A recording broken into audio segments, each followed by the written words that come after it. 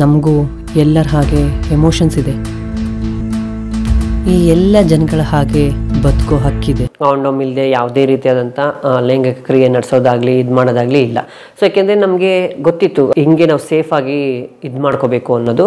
Ration card, voter I D ಎಲ್ಲ ಪ್ರತಿಯೊಂದೂ ನಾನು ಫೀಮೇಲ್ ಅಂತಲೇ ಮಾಡಿಸ್ಕೊಂಡಿರೋ. ಅದಕ್ಕಿಂತ ಮುಂಚೆ ನಾನು ಯಾವುದೇ ಐ ಡಿ ಪ್ರೂಫ್ ಮಾಡಿಸಿರಲಿಲ್ಲ. ಬಾಳೊಂದು ಹೋರಾಟ ಮರೆಯದಿರಿ. ಈ ಆಪರೇಷನ್ ಚಿಕಿತ್ಸೆ ಬಿಟ್ಟು, ಲಿಂಗ ಬದಲಾವಣೆ ಬಿಟ್ಟು ಕಲಿಯೋದೇನು ಅಂತಂದ್ರೆ, ಇವಾಗ ಹೊರಗಡೆ ಹೋದಾಗ ಈಗ ಬದಾಯಿ ಅಂತ ನಾವು ಹೇಳ್ತೀವಿ. ಈಗ ಕೆಲವೊಬ್ರು ಮಗು ಹುಟ್ಟಾಗ ನಮ್ಮನ್ನ ಆಶೀರ್ವಾದ ಮಾಡಕ್ಕೆ ಕರ್ಕೊಂಡು ಹೋಗ್ತಾರೆ, ಡ್ಯಾನ್ಸಿಗೆ ಕರ್ಕೊಂಡು ಹೋಗ್ತಾರೆ, ಸೊ ಪೂಜೆಗೆ ಕರ್ಕೊಂಡು ಹೋಗ್ತಾರೆ, ಅಮಾವಾಸ್ಯೆ ಹುಣ್ಣಿಮೆಗಳಲ್ಲಿ ಪೂಜೆ ಮಾಡೋದಕ್ಕೆ. ಸೊ ನಮ್ಮದೇ ಆದಂಥ ಕೆಲವೊಂದು ಸಿಸ್ಟಮು, ಕಲ್ಚರ್ ಎಲ್ಲ ಇರುತ್ತಲ್ಲ, ಸೊ ಅದಾಗಿ. ಸೊ ಆಮೇಲೆ ಬಂದ್ಮೇಲೆ ಏನಾಯ್ತು ನಿಮ್ಮ ಲೈಫ್? ಸೊ 22ಗೆಲ್ಲ ಆಯಿತು, ಕಂಪ್ಲೀಟಾಗಿ ಆಯಿತು. ಸೊ ಮತ್ತೆ ವರ್ಕ್ ಶುರು ಮಾಡಬೇಕು. ಸೊ ನನ್ನ ಥಾಟಲ್ಲಿ ಇದ್ದಿದ್ದೇನೆಂದರೆ, ಇಷ್ಟೆಲ್ಲ ಆದ್ರೂ ಕೂಡ ನಾವು ಇದೇ ವರ್ಕ್ ಮತ್ತೆ ಮಾಡಬೇಕಾ, ಬೇರೆ ಅವಕಾಶಗಳಿಲ್ವಾ ನಮಗೆ ಅನ್ನೋದು ನನ್ನಲ್ಲಿ ಕಾಡಕ್ಕೆ ಶುರುವಾಯಿತು. ನೋಡೋಣ ಎಲ್ಲಿವರೆಗೂ ಇದು ಮಾಡೋಣ, ಅಲ್ಲಿವರೆಗೂ ಮಾಡೋದ, ಆಮೇಲೆ ನೋಡೋದ ಅಂದ್ಕೊಂಡು ಸೊ ಬ್ಯಾಕ್ ಟು ಅದೇ ವರ್ಕ್ನ ಮಾಡ್ತಿದ್ದಾಗ ನಮ್ಮ ಪರವಾಗಿ ಕೆಲಸ ಮಾಡುವಂಥ ಸಂಘ ಸಂಸ್ಥೆಗಳು ಶುರುವಾಗಿತ್ತು. ಸೊ ಆ ಟೈಮಲ್ಲಿ ನೆಲಮಂಗಲದಲ್ಲಿ ಒಂದು ಸುರಕ್ಷಾ ಅನ್ನೋ ಒಂದು ಆಫೀಸ್ ಇತ್ತು. ಸೊ ನಾವು ಎಲೆಕ್ಟ್ರಿಕ್ ಬಿಲ್ ಕಟ್ಟಕ್ಕೆ ಹೋದಾಗ ಆ ನೆಲಮಂಗಲದಲ್ಲಿ, ಸೊ ಆ ಆಫೀಸಲ್ಲಿ ಸುಮಾರು ನಮ್ಮಂಥವ್ರದ್ದೇ ಓಡಾಡ್ಕೊಂಡು ಹೋಗ್ತಾ ಬರ್ತಾ ಇರೋರೆಲ್ಲ ನೋಡಿದಾಗ ನಾವು ಅಲ್ಲಿಗೆ ಹೋದ್ವಿ. ಇಲ್ಲೇನೋ ಒಂದು ಆಫೀಸ್ ಇದೆಯಲ್ಲ ನಮ್ಮ ಸಮುದಾಯದವ್ರದ್ದು ಅಂತ ಅಲ್ಲಿಗೆ ವಿಸಿಟ್ ಮಾಡಿದಾಗ ಅಲ್ಲಿ ಸುಮಾರು ಜನ ನಮ್ಮ ಕಮ್ಯುನಿಟಿ ಪರವಾಗಿ ಕೆಲಸ ಮಾಡೋವಂಥವ್ರು ಕಮ್ಯುನಿಟಿಯವರಿದ್ದರು. ಸೊ ಅವ್ರಿಗೆ ಹೆಲ್ತ್ ಅವೇರ್ನೆಸ್ ಕೊಡುವಂಥದ್ದಾಗಿರ್ಬೋದು, ಕಾಂಡಮ್ ಡಿಸ್ಟ್ರಿಬ್ಯೂಟ್ ಮಾಡುವಂಥದ್ದಾಗಿರ್ಬೋದು, ಸೊ ಅವ್ರಿಗೆ ಏನಾದರೂ ಕ್ರೈಸಿಸ್ ಅಂದರೆ ಪ್ರಾಬ್ಲಮ್ಗಳಾದಾಗ ಗೂಂಡಾಸು ಪೊಲೀಸ್ಗಳಿಂದ ಏನಾದರೂ ಆದಾಗ ಸಪೋರ್ಟ್ ಕೊಡುವಂಥದ್ದಾಗಿರ್ಬೋದು. ಸೊ ಆ ಥರ ಸಂಸ್ಥೆ ಅಲ್ಲಿ ಕೆಲಸ ಮಾಡ್ತಾಯಿತ್ತು. ಸೊ ಅದನ್ನು ಗಮನಿಸಿದ್ದು ನಾನು, ಯಾಕೆ ನಾನು ಇಲ್ಲಿ ಒಂದು ಆಫೀಸಲ್ಲಿ ಕೆಲಸಕ್ಕೆ ಸೇರ್ಕೋಬಾರ್ದು, ಸೊ ನಮ್ಮ ಕಮ್ಯುನಿಟಿಯವ್ರ ಪರವಾಗಿ ಕೆಲಸ ಮಾಡಲಿಕ್ಕೆ ಅಂತೇಳಿ ಯೋಚನೆ ಮಾಡೋಕ್ಕೆ ಶುರುವಾದೆ. ಸೊ ನಮ್ಮ ಅಮ್ಮ ಯಾರಿದ್ದಾರೆ, ಈ ಥರ ನಾನು ಒಂದು ಕೆಲಸಕ್ಕೆ ಹೋಗ್ತೀನಿ, ಕೆಲಸ ಅಯ್ಯೋ ನಮ್ಗೆ ಯಾರು ಕೆಲಸ ಕೊಡ್ತಾರೆ, ನಮ್ಗೆ ಯಾರು ಬಾ ನೀನು ಮಾಡು ಅಂತ ಹೇಳ್ತಾರೆ, ಅದೆಲ್ಲ ಏನಿಲ್ಲ, ನಮ್ಮ ಜೀವನ ನಮ್ಮ ಲೈಫ್ ಏನಿದ್ರು ಇದರಲ್ಲೇ ಅಂತ ಹೇಳಿದ್ರು. ಇಲ್ಲಮ್ಮ, ಒಂದ್ಸತಿ ಟ್ರೈ ಮಾಡೋದ್ರಲ್ಲಿ ಏನಿದೆ, ಸೊ ಹೋಗಿ ಟ್ರೈ ಮಾಡೋದ್ರಲ್ಲಿ ಕೊಟ್ಟರೆ ಕೊಡಲಿ, ಇಲ್ಲಾಂದರೆ ನೋಡೋಣ ಅಂತ ಹೇಳ್ಬಿಟ್ಟು ಏನು ಮಾಡಿದೆ, ಓದೆ ಒಂದು ದಿವಸ ಅಲ್ಲಿ ಕೂತ್ಕೊಂಡು ಅವ್ರು ಹೆಂಗೆ ಏನು ಕೆಲಸ ಮಾಡ್ತಾರೆ, ಯಾವ ರೀತಿ ಕಮಿಟಿಯವ್ರ ಜೊತೆ ಮಾತನಾಡ್ತಾರೆ, ಎಲ್ಲೂ ಹೊರಗಡೆ ಹೋಗಿ ಫೀಲ್ಡ್ಗಳಲ್ಲಿ ಯಾವ ರೀತಿ ಕೆಲಸ ಮಾಡ್ತಾರೆ ಅಂತೆಲ್ಲ ನೋಡಿದೆ. ಸೊ ಅದಾದಮೇಲೆ ನಾನು ಕೇಳಿದೆ, ಇಲ್ಲಿ ಯಾವುದಾದ್ರು ಕೆಲಸ ಇದೆಯಾ ನಾನು ಮಾಡಲಿಕ್ಕೆ ಅಂತ. ಸೊ ಅವ್ರು ಇದ್ಕೊಂಡು ಇಲ್ಲ, ಸೊ ಇಲ್ಲಿ ಯಾವುದೇ ಕೆಲಸ ಆಗಲಿ ಮಾಡೋದಕ್ಕಿಲ್ಲ ನಿನಗೆ ಅಂತ ಹೇಳಿದ್ರು. ಸೊ ಯಾಕಂದರೆ ಬೇರೆ ಯಾವುದಾದ್ರು ಇದ್ದರೆ ಹೇಳಿ ಅಂತ ಹೇಳಿದ್ರು. ಸೊ ಅಲ್ಲಿಂದ ಏನು ಮಾಡಿದ್ರು, ಸಂಗಮ ಅನ್ನೋ ಒಂದು ಸಂಸ್ಥೆಗೆ ನನಗೆ ರೆಫರ್ ಮಾಡಿದ್ರು. ಸೊ ಅಲ್ಲಿ ಕೆಲಸ ಇರ್ಬೋದು, ಹೋಗಿ ಕೆಲಸ ಮಾಡು, ಕೇಳಿ ನೋಡು ಅಂತ. ಸೊ ನಾನು ಡೈರೆಕ್ಟಾಗಿ ಅಡ್ರೆಸ್ ಇಸ್ಕೊಂಡು ಸಂಗಮ ಆಫೀಸ್ಗೆ ಹೋದೆ. ಆವಾಗ ಅದು 99 ಅದು ಓಪನ್ ಆಗಿತ್ತು ಸಂಗಮ. ನಮ್ಮ ಸಮುದಾಯದವರ ರೈಟ್ಸ್ಗೋಸ್ಕರ ಕೆಲಸ ಮಾಡೋದಕ್ಕೆ, ನಮ್ಮ ಸಮುದಾಯದವ್ರಿಗೆ ಏನು ಹಕ್ಕು ಸಿಗಬೇಕು ಅದ್ರ ಬಗ್ಗೆ ಕೆಲಸ ಮಾಡಲಿಕ್ಕೆ 99 ಡಿಸೆಂಬರ್ ಮಂತಲ್ಲೇನೋ ಅದು ಶುರುವಾಗಿದ್ದಂತೆ ಸಂಗಮ ಅನ್ನೋ ಸಂಸ್ಥೆ. ಸೊ ಅಲ್ಲಿಗೆ ಹೋದೆ. ಸೊ ಅಲ್ಲಿ ಈ ಥರ ಕೆಲಸ ಮಾಡೋಕ್ಕೆ ಯಾವ್ದಾದ್ರು ಅವಕಾಶ ಇದ್ದರೆ ಕೊಡಿ ಅಂತಂದಾಗ ಕಮ್ಯುನಿಟಿ ಆರ್ಗನೈಸರ್ ಅಂದರೆ ಒಂದು ಕಮ್ಯುನಿಟಿ ಮೊಬಿಲೈಸರ್ ಪೋಸ್ಟ್ ಇದೆ ಅಂತ ಹೇಳಿ ಇಂಟರ್ವ್ಯೂ ಮಾಡಿದ್ರು. ಸೊ ಕಾಂಡಮ್ HIV ಹೆಂಗೆ ಬರುತ್ತೆ, ಅದು ಇದು ಸುಮಾರು ಏನು ಕೆಲ್ಸಕ್ಕೆ ಬೇಕು ಅನ್ನೋದೆಲ್ಲ ಕೇಳಿದ್ರು. ನನಗೆ ಅದ್ರ ಬಗ್ಗೆ ಏನೂ ಗೊತ್ತಿಲ್ಲ, ಯಾಕೆಂದರೆ ನಾನು ಅಷ್ಟು ವರ್ಷ ಹಮಾಮಲ್ಲೇ ಲೈಫ್ ಲೀಡ್ ಮಾಡಿದವಳು. ಸೊ ಎಲ್ಲೂ ಹೊರಗಡೆ ಓದೋಳಲ್ಲ, ಏನು ಟ್ರೈ ಮಾಡಿದವಳಲ್ಲ, ಕೇಳ್ದವಳಲ್ಲ. ಸೊ ಅಲ್ಲಿ ಕೇಳಿದ ಕ್ವಶನ್ಸ್ಗಳಿಗೆಲ್ಲ ನನಗೆ ಯಾವುದು ಆನ್ಸರು ಬರಲಿಲ್ಲ, ನನಗೆ ಅದು ಯಾವುದು ಗೊತ್ತೂ ಇರಲಿಲ್ಲ. ಸೊ ನಾನೇನು ಮಾಡಿದೆ, ಸೆಲೆಕ್ಟ್ ಆಗಲಿಲ್ಲ ಇಂಟರ್ವ್ಯೂ ಪ್ರೋಸೆಸ್ಸಲ್ಲಿ. ಸೊ ಏನು ಮಾಡಿದೆ, ಮನೆಗೆ ಬಂದೆ. ಮನೆಗೆ ಬಂದ್ಬಿಟ್ಟು ಕುತ್ಕೊಂಡು ಯೋಚನೆ ಮಾಡಿದೆ. ಸೊ ಅವ್ರು ಇಷ್ಟೊಂದೆಲ್ಲ ಕೇಳಿದ್ರೆ ನನಗೆ ಅದ್ರ ಬಗ್ಗೆ ಏನೂ ಗೊತ್ತಿಲ್ವಲ್ಲ, ಹಿಂಗೆ ಆದರೆ ಹಿಂಗೆ ಅಂದ್ಬಿಟ್ಟು ಏನು ಮಾಡಿದೆ, ರೆಗ್ಯುಲರಾಗಿ ಆ ಆಫೀಸ್ಗಳಿಗೆ ಹೋಗೋಕ್ಕೆ ಶುರು ಮಾಡಿದೆ. ಸೊ ಹೆಂಗೆ HIV ಬರುತ್ತೆ, ಸೊ ಹೆಂಗೆ ನಾವು ಒಬ್ರಿಗೆ ಅವೇರ್ನೆಸ್ ಕೊಡೋದು, ಸೊ ಇದೇನು ಹೆಂಗೆ ಅಂತ ಪ್ರತಿಯೊಂದೂ ಅಲ್ಲಿ ಹೋಗಿ ಆ ಕಮಿಟಿಗಳ ಜೊತೆ ಸೇರಿಕೊಂಡು ಫಾಲೋಅಪ್ ಚಾರ್ಟ್ಗಳ ಥರ ಇರುತ್ತೆ. ಸೊ ಅದನ್ನೆಲ್ಲ ನೋಡ್ಕೊಂಡು ಕಲ್ತ್ಕೊಂಡೆ. ಸೊ ಅದಾದಮೇಲೆ ಸಮರ ಅನ್ನೊಂದು ಸಂಸ್ಥೆ ಆರ್ಗನೈಸೇಷನ್ ಶುರುವಾಗಿತ್ತು. ಆ ಒಂದು ಟೈಮಲ್ಲಿ ಆ ಒಂದು ಆರ್ಗನೈಸೇಷನ್ಸ್ಗೆ ಆಸ್ ಎ ಕಮ್ಯುನಿಟಿ ಮೊಬಿಲೈಸರ್ ಆಗಿ ಕೆಲಸಕ್ಕೆ ಅಪಾಯಿಂಟ್ ಆದೆ. ಇಂಟರ್ವ್ಯೂ ಪ್ರೊಸೆಸ್ ಮಾಡಿ ತೊಗೊಂಡ್ರು. ಯಾಕೆಂದರೆ ಅಷ್ಟು ನಾನು ಹೋಗಿ ದಿನ ಎವ್ರಿ ಡೇ ಕಲಿತಿದ್ನಲ್ಲ, ಸೊ ಎಲ್ಲನೂ ಗೊತ್ತಾಯಿತು. ಸೊ ಅದಾದಮೇಲೆ ಏನು ಮಾಡಿದೆ, ಸೊ ಸಮರ ಅನ್ನೋ ಸಂಸ್ಥೆ ಶುರುವಾಯಿತು. ಆ ಸಂಸ್ಥೆಗೆ ಕಮ್ಯುನಿಟಿ ಮೊಬಿಲೈಸರ್ ಆಗಿ ಶುರು ಮಾಡಿದೆ. ಅಲ್ಲಿ ಅಷ್ಟರೊಳಗೆ ನಮ್ಮ ಗುರುಗೆ ನಾನು ಹೇಳಿದೆ, ಅಮ್ಮ ಈ ಥರ ನಾನು ಕೆಲಸಕ್ಕೆ ಸೇರಿಕೊಂಡು ಕೆಲಸ ಮಾಡ್ತೀನಿ ಅಂತ. ಸೊ ಆ ಕ್ಯಾಸ್ಟ್ರೇಷನ್ ಎಲ್ಲ ಆದ ಮಧ್ಯದಲ್ಲಿ ಏನಾಯಿತು, ಸೊ ನನಗೆ ಹಬ್ಬ ಹರಿದಿನ ಎಲ್ಲ ಬರ್ತಾ ಇದ್ದಾಗ ನನ್ನ ಫ್ಯಾಮಿಲಿ ನೆನಪಾಗೋಯ್ತು. ಸುಮಾರು 8-9 ವರ್ಷ ಆಗೋಯ್ತು ನನ್ನ ಫ್ಯಾಮಿಲಿಯಿಂದ ಬಿಟ್ಟು ಬಂದು. ಸೊ ಮತ್ತೆ ನನಗೆ ನಮ್ಮ ಫ್ಯಾಮಿಲಿನ ನೋಡಬೇಕು ಅನ್ನೋ ಆಸೆ ನನಗೆ ಆವಾಗಲೇ ಒಪ್ಕೊಳ್ಳಿಲ್ಲ. ಇನ್ನು ಇವಾಗ ಒಪ್ಕೊಳ್ತಾರ ಹಂಗೆ ಅಂತ ಯೋಚನೆ ಮಾಡ್ತಾಯಿದ್ದೆ. ಸೊ ಒಂದು ದಿವಸ ಏನಾಯಿತು, ನಮ್ಮ ತಂದೆಯವ್ರ ಫ್ರೆಂಡು ಆಟೋ ಡ್ರೈವರು ಅಕಸ್ಮಾತಾಗಿ ಆ ಜಾಗಕ್ಕೆ ಬಂದರು. ಸೊ ವಾಶ್ರೂಮ್ಗೆ ಹೋಗೋಕ್ಕೇನು ಅಂತ. ಸೊ ವಾಶ್ರೂಮ್ಗೆ ಹೋದ್ಮೇಲೆ ಹಮಾಮ್ಗೆ ಸೊ ವಾಶ್ರೂಮ್ಗೆ ಹೋದಾದ್ಮೇಲೆ ಕಾಸು ಇಸ್ಕೋಬೇಕಲ್ಲ, ಕಾಸು ಇಸ್ಕೊಳ್ಳೋಕ್ಕೆ ಅಂತ ನಾನು ಹೋದೆ. ಸೊ ಹೋದಾಗ ಅವ್ರು ನೋಡಿದ್ರು ನನ್ನ ನೋಡಿ ಸುಮಾರು ಹೊತ್ತು ಅಬ್ಸರ್ವ್ ಮಾಡಿದ್ರು, ಎಲ್ಲೋ ನೋಡಿದ್ದೀನಲ್ಲ ಹಂಗೆ ಹಿಂಗೆ ಅಂತ. ಸೊ ಅವಾಗ ಇತ್ಕೊಂಡು ನೀನು ರಾಮನ್ ಮಗ ರಾಜು ಅಲ್ವಾ ಹಂಗೆ ಹಿಂಗೆ ಅಂತ ನನ್ನನ್ನು ಕೇಳಿಬಿಟ್ರು. ಅವ್ರು ಹಂಗೆ ಕೇಳಿದ ತಕ್ಷಣ ನನಗೆ ಸ್ವಲ್ಪ ಢಮಾರ್ ಅನ್ನೋ ಒಂಥರ ಭಯ ಶುರುವಾಯಿತು. ಕಂಡಿಡ್ಬಿಟ್ರು ನಿಮಗೆ ಗೆಟಪ್ ಅಲ್ಲಿ ಕಂಡಿಡ್ಬಿಟ್ರು? ಯಾಕೆಂದರೆ ಸ್ವಲ್ಪ ಫೇಸು ಅವಾಗ ಅಷ್ಟು ಇದಾಗಿರ್ಲಿಲ್ವಲ್ಲ, ಸೊ ಕಂಡಿಡ್ದು ನನಗೆ ಸ್ವಲ್ಪ ಗಾಬರಿ ಆಗೋಯ್ತು. ಸೊ ಆಮೇಲೆ ನಾನೇನು ಮಾಡಿದೆ, ಈಗ ನಾನು ಇಲ್ಲಿರೋ ವಿಚಾರ ನಮ್ಮ ಅಮ್ಮನಿಗೆ ಯಾರಿಗೆ ಆಗಲಿ ಹೇಳಬೇಡಿ ಹಾಗೆ ಅಂತ ನಾನು ಅವ್ರ ಹತ್ರ ಕೇಳ್ಕೊಂಡೆ. ಸೊ ಅದಾದಮೇಲೆ ಅವ್ರೇನು ಮಾಡಿದ್ರು, ಹೋಗಿ ಆ ವಿಚಾರನ ಹೇಳೇ ಬಿಟ್ಟಿದ್ದಾರೆ ನಮ್ಮ ಅಮ್ಮವ್ರಿಗೆ. ಸೊ ಈ ಥರ ನಿಮ್ಮ ಮಗುನ ನಾನು ಅಲ್ಲಿ ನೋಡಿದೆ, ನಿಮ್ಮ ಮಗ ಆಗಿಲ್ಲ, ಕಂಪ್ಲೀಟಾಗಿ ಬದಲಾಗ್ಬಿಟ್ಟವ್ರೆ, ಈ ಥರ ಎಲ್ಲ ಆಗ್ಬಿಟ್ಟಿದ್ದಾರೆ ಅಂತ. ಸೊ ಅದಾದ ಒಂದೆರಡು ದಿವಸಕ್ಕೆ ನಾನು ಇರೋ ಜಾಗಕ್ಕೆ ಹುಡ್ಕೊಂಡು ಬಂದ್ಬಿಟ್ರು ಅವರು. ಹುಡ್ಕೊಂಡು ಬಂದು ನೋಡಿದ್ರು, ನೋಡುಗಳು ಅಂತ ಶುರು ಮಾಡಿಬಿಟ್ರು ನಮ್ಮಮ್ಮ ಅಳೋದನ್ನ. ನನಗೂ ಆ ಟೈಮಲ್ಲಿ ಮಾತು ಹೊರಲಿಲ್ಲ, ಏನು ಮಾಡೋದು ಎತ್ತು ಮಾಡೋದು, ನನಗೂ ಶಾಕ್ ಆಗೋಯ್ತು. ಸೊ ನಾನು ಏನು ಹಿಂಗಾಗ್ಬಿಟ್ಟಿದ್ಯಾ ಗೊತ್ತೇ ಆಗ್ತಾಯಿಲ್ಲ ನನಗೆ ನೀನೇ ಅಂತ. ಆಮೇಲೆ ನಮ್ಮ ಅಮ್ಮವ್ರನ್ನೆಲ್ಲ ಕರೆದು ಕೂಡಿಸಿ, ಅಳಬೇಡ, ಅಳಕ್ಕಂತ ಹೋಗ್ಬೇಡ, ನಿಮ್ಮ ಮಗ ಏನೂ ಸತ್ತೋಗಿಲ್ಲ ಅಥವಾ ಇನ್ನೇನೂ ಆಗಿಲ್ಲ, ಜೀವಂತವಾಗಿದ್ದೀನಲ್ವಾ, ಕುತ್ಕೊಂಡು ನೀರು ಕುಡಿ, ಸ್ವಲ್ಪ ಹೊತ್ತು ಸುಧಾರಿಸ್ಕೊ, ಊಟ ಮಾಡು ಅಂತ ಮಾಡಿಸಿ ಅದಾದಮೇಲೆ ಸೊ ನಾನು ಕಂಪ್ಲೀಟಾಗಿ ನಮ್ಮ ಮನೆಯವ್ರಿಗೆ ಹೇಳಿದೆ. ಸೊ ನಾನಿವಾಗ ಆ ಥರ ಇರೋಕ್ಕಾಗಲ್ಲ, ಸೊ ನಾನಿವಾಗ ಈ ಥರ ಕಂಪ್ಲೀಟಾಗಿ ಕ್ಯಾಸ್ಟ್ರೇಷನ್ ಮಾಡಿಸ್ಕೊಂಡ್ಬಿಟ್ಟಿದ್ದೀನಿ. ಸೊ ನಾನು ನನ್ನ ಜೀವನನ ಆಯ್ಕೆ ಮಾಡಿಕೊಂಡು ನಾನು ಈ ರೀತಿ ಬದುಕೋಕ್ಕೆ ಇಷ್ಟಪಡ್ತೀನಿ. ನೀವು ಮನೆ ಕರ್ಕೊಂಡು ಹೋಗೋದು, ಅಲ್ಲಿ ಹೊಡೆದು ಕೂದಲು ಕಟ್ ಮಾಡೋದು, ಪ್ಯಾಂಟ್ ಶರ್ಟ್ ಹಾಕೋನ್ನೋದು ಅದೆಲ್ಲ ಮಾಡಿದ್ರೆ ನಾನು ಖಂಡಿತವಾಗ್ಲೂ ಬರಲ್ಲ ಅಂಥೇಳಿ ಸೊ ನಾನು ನಮ್ಮ ಅಮ್ಮವ್ರಿಗೆ ಧೈರ್ಯ ಹೇಳಿ ಸೊ ಅವ್ರನ್ನ ಮನೆಗೆ ಕಳಿಸ್ತೀನಿ. ನಾನೇ ಒಂದು ದಿವಸ ಬರ್ತೀನಿ ನಿಮ್ಮ ಮನೆಗೆ ಹೋಗಿ ಅಂತ ಹೇಳ್ಬಿಟ್ಟು ಅವ್ರಿಗೆ ಧೈರ್ಯ ಹೇಳಿ ಕಳಿಸ್ದೆ. ಸೊ ಅದಾದಮೇಲೆ ನಾನು ನಮ್ಮ ಗುರು ಹತ್ರ ಮಾತಾಡಿದೆ, ಅಮ್ಮ ಹಿಂಗೆ ನಮ್ಮ ಮನೆಯವ್ರಿಗೂ ಗೊತ್ತಾಯಿತು. ಸೊ ನಾನು ಇಷ್ಟು ವರ್ಷ ನಿಮ್ಮ ಜೊತೆ ಇದ್ದಲ್ವಾ, ಅಟ್ಲೀಸ್ಟ್ ಇನ್ನು ಮುಂದಕ್ಕಾದರೂ ನಾನು ನಮ್ಮ ಮನೆಯವ್ರ ಜೊತೆ ಇರೋಕ್ಕೆ ಇಷ್ಟಪಡ್ತೀನಿ ಹಾಗೆ ಅಂತ. ಸೊ ಅವ್ರಿಗೊಂದು ಕಡೆ ಖುಷಿ, ಒಂದು ಕಡೆ ದುಃಖ. ಯಾಕೆಂದರೆ ಇಷ್ಟು ವರ್ಷ ನಮ್ಮ ಮಗಳಾಗಿದ್ದರು, ಇಷ್ಟು ವರ್ಷ ನನ್ನ ಜೊತೆಲಿ ಇದ್ದೀವಿ, ಸಡನ್ನಾಗಿ ಹೋಗ್ತೀನಿ ಅಂತ ಅಂದಾಗ ಫೀಲು ಆ ನೋವು ಹಾಗೆ ಆಗುತ್ತೆ. ಸೊ ನಾನು ನಮ್ಮ ಅಮ್ಮವ್ರನ್ನ ಒಪ್ಪಿಗೆ ತೊಗೊಂಡೆ, ಆಯ್ತಮ್ಮ ಹೋಗ್ತೀನಿ, ನಾನು ಹೋಗ್ತಾನೆ ಇರ್ತೀನಿ ನಿಮ್ಮನ್ನು ನೋಡಿಕೊಂಡು ಅಂತ ಹೇಳ್ಬಿಟ್ಟು.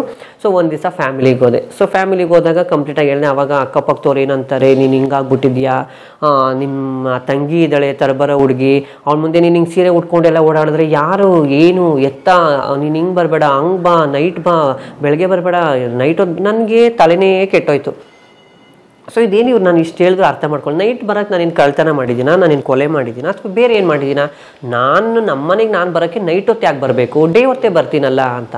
ಸೊ ಆಮೇಲೆ ಏನು ಮಾಡಿದೆ, ನನಗೆ ಯಾಕೋ ಸರಿ ಬರಲಿಲ್ಲ. ಸೊ ಇವ್ರು ಹಿಂಗೆಲ್ಲ ಹೇಳಿದ್ಮೇಲೆ ನಾನು ಮತ್ತೆ ರಿಟರ್ನ್ ವಾಪಸ್ ಹೋಗ್ಬಿಟ್ಟೆ ಅಲ್ಲಿಗೆ. ಸೊ ವಾಪಸ್ ಹೋದಾದಮೇಲೆ ಕುತ್ಕೊಂಡು ಯೋಚನೆ ಮಾಡಿ ಸೊ ಅವ್ರಿಗೂ ಹೇಳ್ಬಿಟ್ಟು ಬಂದಿದೆ, ನೋಡಿ ನಿಮಗೆ ನಾನು ಈ ಥರ ಇದ್ದು ನಿನ್ನ ಮನೇಲಿ ಬಂದಿರಪ್ಪ ಅಂದರೆ ನಾನು ಬಂದಿರ್ತೀನಿ, ಇಲ್ಲ ಅಂದರೆ ಇಷ್ಟು ವರ್ಷನೇ ನಾನು ಇದ್ದೆ. ಸೊ ಇನ್ನು ಮುಂದೆ ಅವ್ರ ಜೊತೆನೇ ನಾನು ಲೈಫ್ ಲೀಡ್ ಮಾಡಿಕೊಂಡು ನಾನು ಜೀವನ ಕಳಿತೀನಿ ಅಂತ ಹೇಳ್ಬಿಟ್ಟು ಹೇಳಿದೆ. ಸೊ ಅದಾದಮೇಲೆ ನಮ್ಮಮ್ಮ ಯೋಚನೆ ಮಾಡಿ, ಆಯ್ತಪ್ಪ ನೀನು ಹಿಂಗೆ ಇರು, ನೀನು ನಮ್ಮ ಮಗನಾಗೋ ಮಗಳಾಗೋ ನಮ್ಮ ಕಣ್ಮುಂದೆ ಇರು, ನಮ್ಮ ಜೊತೆಲೇ ಇರು ಅಂತೇಳಿ ಸೊ ನಮ್ಮಮ್ಮ ಒಪ್ಪಿಗೆ ಮಾಡಿದ್ರು. ಸೊ ಅದಾದಮೇಲೆ ನಾನು ಮನೆಗೆ ಹೋಗಿ ಸೊ ಅವಾಗೇನು ಕೆಲಸಕ್ಕೆ ಇಂಟರ್ವ್ಯೂ ಎಲ್ಲ ತೊಗೊಂಡು ಸೆಲೆಕ್ಟ್ ಆದಿಂದಲ್ಲ, ಸೊ ಆವಾಗ ಮನೆಯಿಂದನೇ ಕೆಲಸಕ್ಕೆ ಹೋಗ್ಕೊಂಡು ಶುರು ಮಾಡಿದೆ. ಸೊ ಮನೆಯಿಂದನೇ ನಾನು ನನ್ನ ಜಾಬ್ಗಳು ಪ್ರತಿಯೊಂದಕ್ಕೂ ಹೋಗೋಕ್ಕೆ ಶುರುವಾದೆ. ಆದರೆ ಹಮಾಮ್ನಲ್ಲಿ ಸೆಕ್ಸ್ ವರ್ಕ್ ನಡೆಯೋದು ಸುಳ್ಳಲ್ಲ? ನಡೆಯುತ್ತೆ. ಅದು ಅವ್ರು ಇಷ್ಟಪಟ್ಟು ಬರ್ತಾರೆ. ಸೊ ಆವಾಗ ನಡೆಯುತ್ತೆ. ನಾವು ಯಾರದೇ ಆಗಿ ಬಲವಂತವಾಗಲಿ ಇನ್ನೂ ನಾವು ಅವ್ರನ್ನ ಕರೆಯೋದಾಗಲಿ ಆ ಥರ ಎಲ್ಲ ಏನೂ ಇಲ್ಲ. ಸೊ ಅದೂ ನಡೆಯುತ್ತೆ.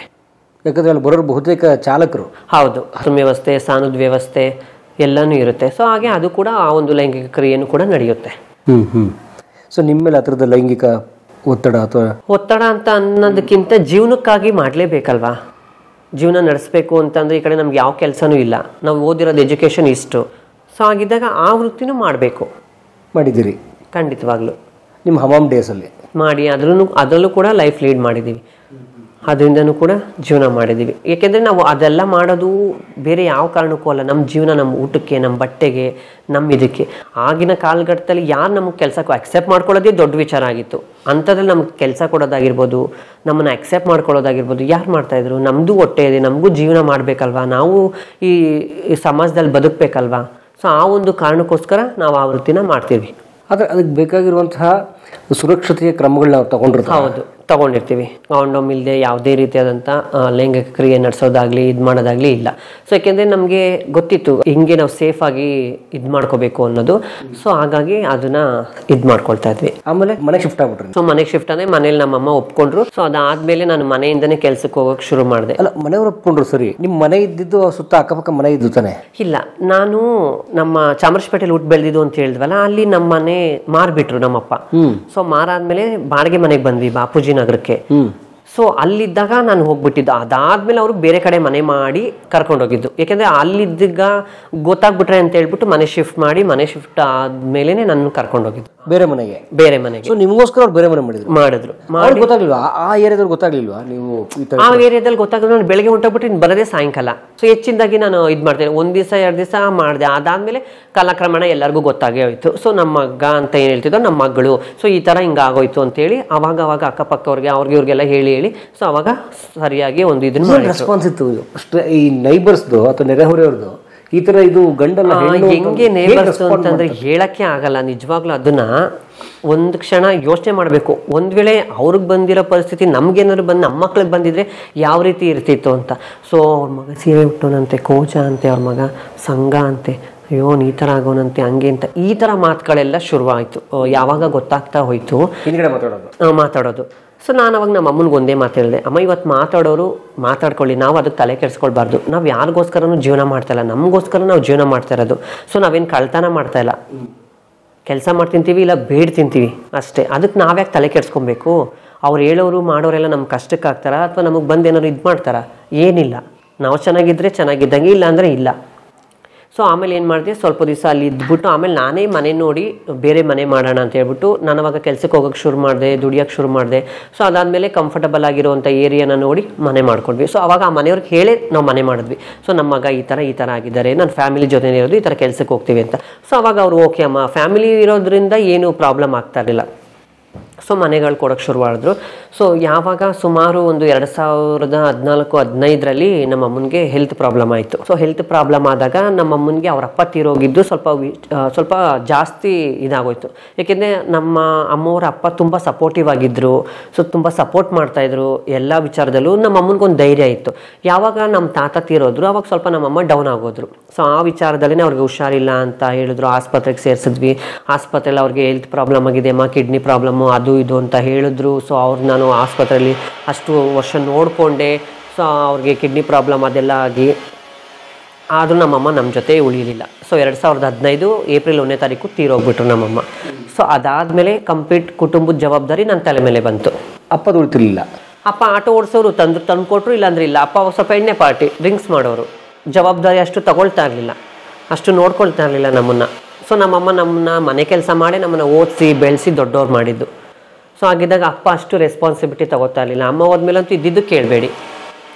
ಸೊ ಅದಾದಮೇಲೆ ನಾವೇನು ಮಾಡಿದ್ವಿ, ಜಾಸ್ತಿ ಫೋರ್ಸ್ ಮಾಡೋಕ್ಕೆ ಹೋಗಿಲ್ಲ. ಸೊ ನಾವು ಕೆಲಸ ಮಾಡಿಕೊಂಡು ನಮ್ಮ ಸಿಸ್ಟರ್ ಮ್ಯಾರೇಜು. ಸೊ ಇದು 2008-09ವರೆಗೂ ಕೆಲಸ ಮಾಡಿದೆ NGO ಫೀಲ್ಡ್ಗಳಲ್ಲಿ. ಆಮೇಲೆ ಆ ಮಧ್ಯೆ 2010ರಲ್ಲಿ ನನಗೆ ರೇಡಿಯೋದಲ್ಲಿ ಅವಕಾಶ ಸಿಕ್ಕಿದ್ದು. ಹೇಗೆ ಸಿಕ್ಕಿತ್ತು? ಸೊ ಇದೇ ಥರ ಕೆಲಸ ಮಾಡ್ತಿದ್ದೆ NGO ಫೀಲ್ಡ್ಗಳಲ್ಲಿ, ಕಮ್ಯುನಿಟಿಗೆ ಅವೇರ್ನೆಸ್ ಕೊಡುವಂಥದ್ದು, ಅವ್ರ ಬಗ್ಗೆ ಪರವಾಗಿ ಮಾತಾಡುವಂಥದ್ದು, ರ್ಯಾಲಿಗಳಲ್ಲಿ, ಪ್ರೊಟೆಸ್ಟ್ಗಳಲ್ಲಿ, ಬೇರೆ ಬೇರೆ ತರಬೇತಿಗಳಲ್ಲಿ ಯಾವಾಗ ಆ್ಯಕ್ಟಿವ್ ಆಗಿ ನಾನು ಮಾಡೋಕ್ಕೆ ಶುರುವಾದೆ.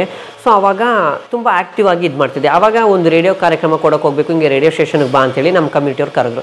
ಸೊ ನಾನು ಅವಾಗ ಒಂಥರ ಆಶ್ಚರ್ಯ ಆಯಿತು. ಯಾಕೆಂದರೆ ನಮ್ಮ ವಿಚಾರ ಆಗಲಿ, ನಮ್ಮ ವಿಷಯ ಆಗಲಿ, ಯಾರು ಮಾತಾಡ್ತಾರೆ, ಯಾರು ಟಿ ವಿಲಿ, ಪೇಪರಲ್ಲಿ, ಇದ್ರಲ್ಲಿ ಕೇಳ್ತಾರೆ ಅನ್ನೋದು ನನ್ನ ಥಾಟ್. ಇಲ್ಲ ಇನ್ನೊಂದಿದೆ ಕಮ್ಯುನಿಟಿ ರೇಡಿಯೋ ಅಂತ, ಬಾ ಅದಕ್ಕೆ ಅಂತೇಳಿ ಕರ್ಕೊಂಡೋದ್ರು. ಅಲ್ಲೋದ್ಮೇಲೆ ಸೊ ರೇಡಿಯೋ ಕಾರ್ಯಕ್ರಮ ಕೊಟ್ವಿ, ನಂದೊಂದು ಲೈಫ್ ಸ್ಟೋರಿ ಮತ್ತು ಸಮಾಜಕ್ಕೆ ಒಂದು ಪ್ರಶ್ನೆ ಅಂತೇಳಿ ಒಂದು ಕಿರು ನಾಟಕನ ಮಾಡಿದ್ವಿ. ಸೊ ಆ ರೇಡಿಯೋ ಸ್ಟೇಷನ್ ಅದಾದಮೇಲೆ ಅದು ಟೆಲಿಕಾಸ್ಟ್ ಆಯಿತು. ಟೆಲಿಕಾಸ್ಟ್ ಆದಮೇಲೆ ಅವ್ರಿಗೆ ಒಳ್ಳೆ ರೆಸ್ಪಾನ್ಸ್ ಸಿಕ್ತು. ಅದಾದಮೇಲೆ ಅವ್ರೇನು ಮಾಡಿದ್ರು, ಯಾಕೆ ನಾವು ಈ ಸಮುದಾಯದವ್ರಿಗೆ ಒಂದು ಅವಕಾಶನ ಕೊಡಬಾರ್ದು, ಏಕೆಂದರೆ ಈ ಸಮುದಾಯದವ್ರಿಗೆ ಗೊತ್ತು ಅವ್ರ ಜೀವನ, ಅವ್ರ ಬದುಕು ಯಾವ ರೀತಿ ಇರುತ್ತೆ, ಅವ್ರ ಕಷ್ಟ ಯಾವ ರೀತಿ ಇರುತ್ತೆ ಅನ್ನೋದು ಈ ಸಮುದಾಯದವ್ರಿಗೆ ಗೊತ್ತಿರೋದ್ರಿಂದ ಯಾಕೆ ಈ ಸಮುದಾಯದವ್ರನ್ನೇ ನಾವು ಒಬ್ಬರನ್ನ ರೇಡಿಯೋ ಜಾಕಿಯಾಗಿ ತೊಗೋಬಾರ್ದು ಅಂತೇಳಿ ಅವ್ರು ನಮ್ಮ ಸಂಸ್ಥೆಗೆ ಮೇಲ್ ಹಾಕಿದ್ರು. ಸೊ ಅದಾದಮೇಲೆ ನಮ್ಮ ಕಮ್ಯುನಿಟಿಯವರಾಗಿರ್ಬೋದು, ನಮ್ಮ ಸ್ಟಾಫ್ ಯಾರಿದ್ದಾರೋ ಅವರೆಲ್ಲ ಸೇರಿ ಚರ್ಚೆ ಮಾಡಿ ಆಯ್ಕೆ ಮಾಡಿದ್ರು. ಸೊ ಇದಕ್ಕೆ ಸರಿಯಾದ ಪರ್ಸನ್ ಪ್ರಿಯಾಂಕಾ, ಏಕೆಂದರೆ ಚೆನ್ನಾಗಿ ಮಾತಾಡ್ತಾಳೆ, ಎಲ್ಲದರಲ್ಲೂ ಆ್ಯಕ್ಟಿವ್ ಆಗಿರ್ತಾಳೆ, ಸೊ ಎಲ್ಲನೂ ತುಂಬ ಚೆನ್ನಾಗಿ ಇದು ಮಾಡ್ತಾಳೆ ಅಂತೇಳಿ ಏನು ಮಾಡಿದ್ರು, ಆವಾಗ ನನಗೆ ಅವಕಾಶನ ಕೊಟ್ಟರು. ಮೇ 10ನೇ ತಾರೀಕು 2010ರಲ್ಲಿ ನಾನು ರೇಡಿಯೋ ಜಾಕಿಯಾಗಿ ಎಂಟ್ರಿ ಕೊಟ್ಟೆ. ಸೊ 15 ವರ್ಷ. 15 ವರ್ಷ. ಸೊ ಫ್ಯಾಮಿಲಿಯಿಂದ ಬಿಟ್ಟು ಹಮಾಮ್ಗೆ ಹೋದಾಗ ಒಂದು ಜರ್ನಿ, ಹಮಾಮಿಂದ ಕಂಪ್ಲೀಟಾಗಿ ಸರ್ಜರಿ ಆಗೋವರೆಗೂ ಒಂದು ಲೈಫು, ಆಮೇಲೆ ಕೆಲ್ಸಕ್ಕೆ ಬಂದಾಗ ಒಂದು ಲೈಫು, ಇವಾಗ ರೇಡಿಯೋಗೆ ಒಂದು ಲೈಫು. ಸೊ ಈ ಥರ ನನ್ನ ಜೀವನದಲ್ಲಿ ಸಾಕಷ್ಟು ಏರುಪೇರುಗಳು, ಸಾಕಷ್ಟು ಬದಲಾವಣೆಗಳು, ಸಾಕಷ್ಟು ಜರ್ನಿಗಳು ಒಂದೊಂದೇ ಆಯಿತು. ಸೊ ಆ ಮಧ್ಯೆ ನಮ್ಮ ತಾಯಿ ತೀರೋದ್ರು ಅಂತ ಏನು ಹೇಳಿದೆ. ಅದಾದಮೇಲೆ ಕುಟುಂಬದ ಜವಾಬ್ದಾರಿ ನನ್ನ ಮೇಲೆ ಬಿದ್ದಾಗ ನಮ್ಮ ಅತ್ತೆ ಮಾವ ಅವ್ರ ಸಪೋರ್ಟ್ ತೊಗೊಂಡು ನಮ್ಮ ತಂಗಿಗೆ ಮದುವೆ ಮಾಡಬೇಕು.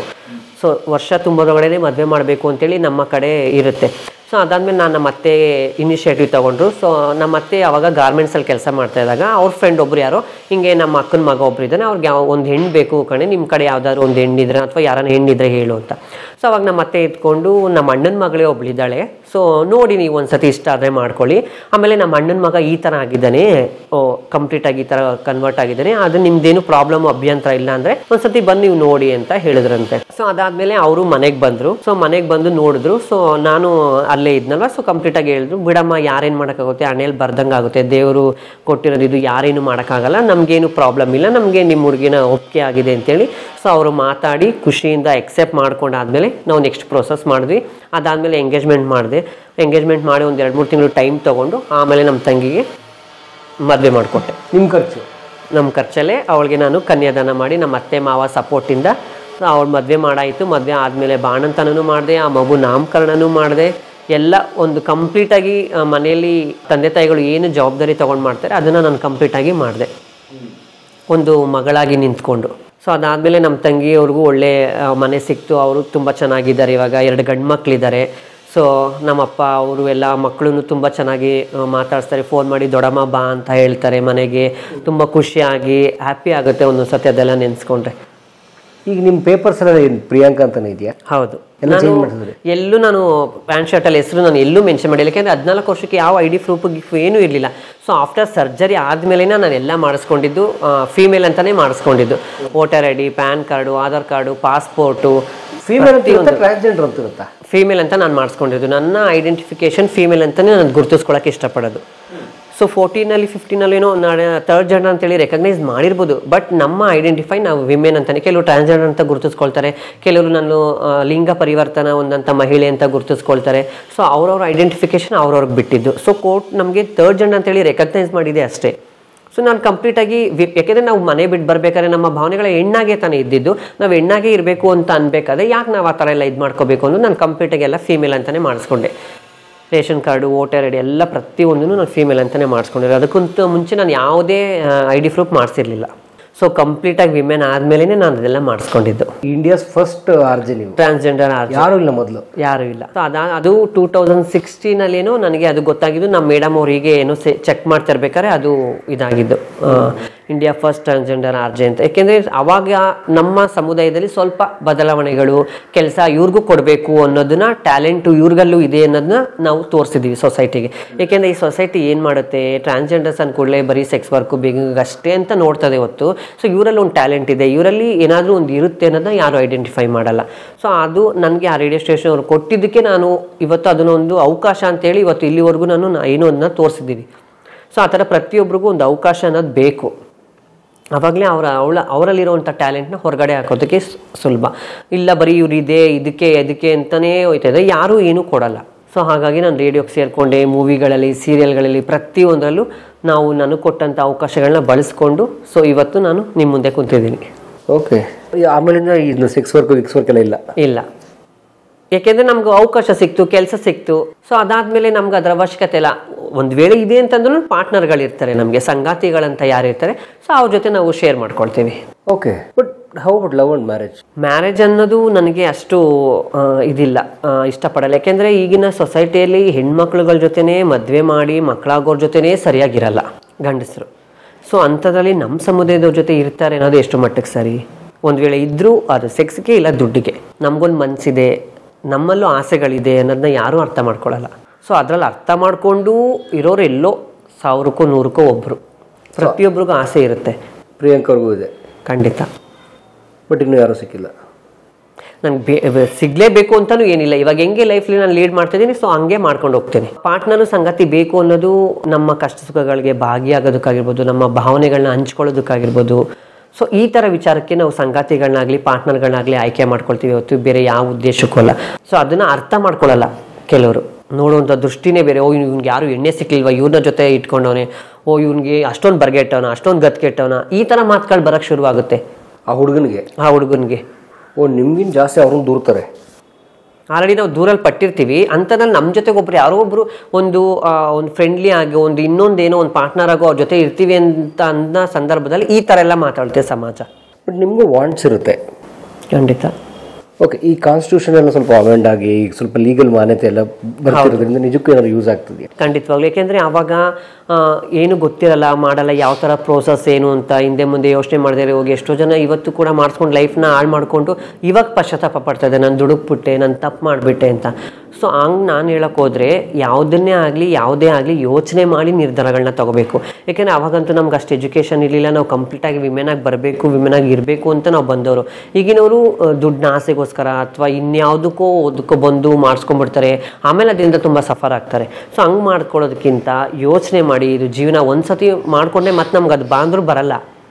ಸೊ ಆಗಿದ್ದಾಗ ಯೋಚನೆ ಮಾಡಿ ಮಾಡಿಸ್ಕೊಬೇಕು, ಯೋಚನೆ ಮಾಡಿ ಹೆಜ್ಜೆ ಇಡಬೇಕು. ಈಗ ಇದು ಎಷ್ಟು ವರ್ಷ ಅಂತ ಇರುತ್ತೆ, ಈಗಾಗಲೇ ಸಾಕಷ್ಟು ಕಾನೂನುಗಳಲ್ಲಾಗಿರ್ಬೋದು, ಸಾಕಷ್ಟು ಬದಲಾವಣೆಗಳಾಗಿದೆ, ಎಷ್ಟೋ ರೂಲ್ಸ್ಗಳೆಲ್ಲ ಬಂದಿದೆ. ಸೊ ಇನ್ನು ಮುಂದಕ್ಕೂ ನಾವು ಹಿಂಗೆ ಇರ್ತೀವಿ ಅಂತ ಹೇಳೋಕ್ಕೆ ಏನು ಸಾಧ್ಯ ಇಲ್ಲ. ಅದಕ್ಕೆ ಎಜುಕೇಷನ್ ಮಾಡಿರೋರು ಏನಾದರೂ ಈ ಥರ ಆಗಬೇಕಾ, ಆಗಿ ನೀವು ನಿಮ್ಮ ಕಾಲ ಮೇಲೆ ನಿಂತ್ಕೊಂಡು ನೀವೇನಾದ್ರು ಸ್ವಂತ ಬಿಸ್ನೆಸ್ ಶುರು ಮಾಡಿ, ಇಲ್ಲ ಬೇರೆ ಕೆಲಸಗಳಲ್ಲಿ ನಿಮ್ಮನ್ನು ತೊಡಗಿಸ್ಕೊಳ್ಳಿ, ನೀವು ಫ್ಯಾಮಿಲಿಗಳಿಂದ ಮಾಡಿ. ಬಂದು ಏನೂ ಗುರಿ ಇಲ್ದಲೆ ನೀವು ಏನೇನೋ ನಿರ್ಧಾರಗಳನ್ನ ತೊಗೊಂಡು ಲೈಫ್ನ ಹಾಳು ಮಾಡ್ಕೊಳ್ಳೋದಕ್ಕಿಂತ ಯೋಚನೆ ಮಾಡಿ ನಿಮ್ಮ ದಾರಿನ ಇಟ್ಕೊಳ್ಳಿ ಅಂತ ಹೇಳ್ತೀನಿ. ಒಂದು ಭಾಳ ಜನರಲ್ಲಾಗಿ ಗಮನಿಸಿದಾಗ ಅನಿಸ್ತಿರೋದು, ಈ ಇನ್ಕಮ್ ಲೆವೆಲ್ ಕಡಿಮೆ ಇರೋರು ಇವರಲ್ಲಿ ಈ ಲಿಂಗ ಬದಲಾವಣೆ ಜಾಸ್ತಿ ಇದೆ. ಹೌದು, ನೀವು ಅಬ್ಸರ್ವ್ ಮಾಡಿದ್ರಲ್ವ ಗೊತ್ತಿಲ್ಲ, ನೀವು ಗಮನಿಸಬೇಕಿದ್ರೆ ಇನ್ಕಮ್ ಲೆವೆಲ್ ಆದಾಯ ಕಡಿಮೆ ಇರೋವಂಥವ್ರು, ಸ್ವಲ್ಪ ಬಡತನ ರೇಖೆಲಿರೋವಂಥವ್ರು, ಇಂಥವ್ರ ಮನೆ ಹುಡುಗರಲ್ಲಿ ಈ ಥರ ಹೆಣ್ಣಾಗೋ ತುಡಿತ ಜಾಸ್ತಿ ಇದೆ. ಹೌದು. ವೈ? ಅದು ಹೆಂಗೆ ಅಂತ ಹೇಳೋಕ್ಕಾಗಲ್ಲ. ಯಾಕೆಂದರೆ ಯಾರ್ಯಾರ ಮನಸ್ಸಲ್ಲಿ ಯಾರ್ಯಾರ ಮೈಂಡ್ಸೆಟ್ಟಲ್ಲಿ ಏನೇ ನೋಡ್ತಾ ಇರುತ್ತೋ ಯಾರಿಗೆ ಗೊತ್ತು. ಸೊ ಈಗ ಕೆಲವ್ರಿಗೆ ಈ ಥರ ಬೇರೆಯವ್ರನ್ನ ನೋಡಿ ಆಸೆ ಬರ್ಬೋದು, ಸೊ ನಾನು ಇವ್ರ ಥರ ಮಾಡಿಸ್ಕೋಬೇಕು, ನಾನು ಇವ್ರ ಥರ ಆಗಬೇಕು ಅಂತ. ಇನ್ನು ಕೆಲವೊಂದು ಇದರಲ್ಲಿ ಹೇಳ್ಕೊಳಕ್ಕೆ ಆಗಿರಲ್ಲ. ಕೆಲವೊಂದು ಟೈಮಲ್ಲಿ ಏನಾಗುತ್ತೆ ಅಂದರೆ ಫ್ಯಾಮಿಲಿಯವರಿಂದ ಏನಾಗುತ್ತೆ, ಈಗ ನೋಡೋಕ್ಕೆ ಪ್ಯಾಂಟ್ ಶರ್ಟಲ್ಲಿ ಇರ್ತಾರೆ, ಸೊ ಅವ್ರಿಗೆ ಈ ಥರ ಫೀಲಿಂಗ್ಸು ಭಾವನೆಗಳಿರುತ್ತೆ, ಫೆಮಿನಿನ್ ಕ್ಯಾರೆಕ್ಟರ್ಗಳದ್ದು, ಅದು ತೋರಿಸ್ಕೊಳಕ್ಕಾಗಿರಲ್ಲ. ಸೊ ಕೆಲವೊಂದು ಟೈಮಲ್ಲಿ ಏನು ಮಾಡ್ತಾರೆ, ಬಲವಂತವಾಗಿ ಮ್ಯಾರೇಜ್ ಮಾಡಿಬಿಡ್ತಾರೆ. ಆ ಕಡೆ ಈ ಹುಡುಗನ ಲೈಫು ಹಾಳು, ಆ ಕಡೆ ಹೆಣ್ಮಗು ಲೈಫು ಹಾಳು. ಸೊ ಆ ಥರ ಈಗ ಹೆಣ್ಣಾಗೂ ತುಡಿತಾ ಇದ್ದವ್ರಿಗೆ ಹೇಗೋ ಬಲವಂತ ಮಾಡಿ ಮದುವೆ ಮಾಡಿ ಕಳಿಸ್ಬಿಟ್ರೆ ಏನಾಗುತ್ತೆ, ಅವ್ರು ಸೆಕ್ಷುವಲಿ ಸೇರಕ್ಕಾಗಲ್ವಾ?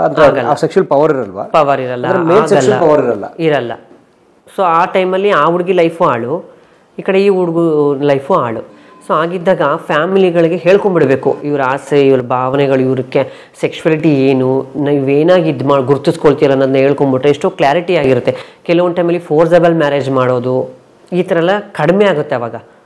ಏಕೆಂದರೆ ಆಗ ದೊಡ್ಡದಲ್ಲ, ಆ ಕಡೆ ಆ ಹುಡುಗಿ ಲೈಫು ಹಾಳು, ಈ ಕಡೆ ಇವ್ರ ಲೈಫು ಹಾಳು. ಎಷ್ಟೋ ಜನ ಆ ಥರ ಇದ್ದಾಗ ಸೂಸೈಡ್ಗಳನ್ನ ಮಾಡ್ಕೊಂಡ್ಬಿಟ್ಟಿದ್ದಾರೆ, ಏನು ಮಾಡೋಕ್ಕೂ ಆಗದೆ ಬಲವಂತಕ್ಕೆ. ಸೊ ಈ ಥರ ಎಲ್ಲ ಆಗುತ್ತೆ. ಸೊ ಈ ಥರ ಎಲ್ಲ ಆಗೋದು ಬೇಡ ಅಂತಲೇ ಪ್ರತಿಯೊಂದೂ ಈಗ ಕಾನೂನಾತ್ಮಕವಾಗಿ ಲೀಗಲ್ ಆಗಿ ಕೌನ್ಸಿಲಿಂಗ್ ಮುಖಾಂತರ ಮಾಡಿಸೋದು. ಕ್ಯಾಸ್ಟ್ರೇಷನ್ ಆಗಿರ್ಬೋದು, ಪ್ರತಿಯೊಂದೂ. ಈಗ ಎಷ್ಟು ಖರ್ಚು ಬರುತ್ತೆ ಅದಕ್ಕೆ? ಈಗಿನ ಜನ್ರೇಷನ್ ತಕ್ಕನಾಗೆ ನಡೆಯುತ್ತೆ. ಇವಾಗ ಕೆಲವರು ಎರಡು ಒಟ್ಟಿಗೆ ಮೇಲ್ ಸರ್ಜರಿ, ಕೆಳಗಡೆ ಸರ್ಜರಿ ಎರಡು ಒಟ್ಟಿಗೆ ಮಾಡಿಸ್ಕೊಳ್ತಾರೆ, ಕೆಲವರು ಕೆಳಗಡೆದಷ್ಟೇ ಸರ್ಜರಿ ಮಾಡಿಸ್ಕೊಳ್ತಾರೆ. ಸೊ ಇವಾಗೆಲ್ಲ ಐಫೈ ಇರೋದ್ರಿಂದ ಒಂದೊಂದಕ್ಕೂ ಬೇರೆ ಬೇರೆ ಕಾಸ್ಟ್ ಇರುತ್ತೆ. ಓ ಹೌದಾ? ಈಗ ಅಪ್ಪರ್ ಬಾಡಿನೂ ಫೀಮೇಲ್ ಥರ ಕನ್ವರ್ಟ್ ಮಾಡೋಕ್ಕೆ ಸಾಧ್ಯ ಇದೆ ಈಗ? ಖಂಡಿತ.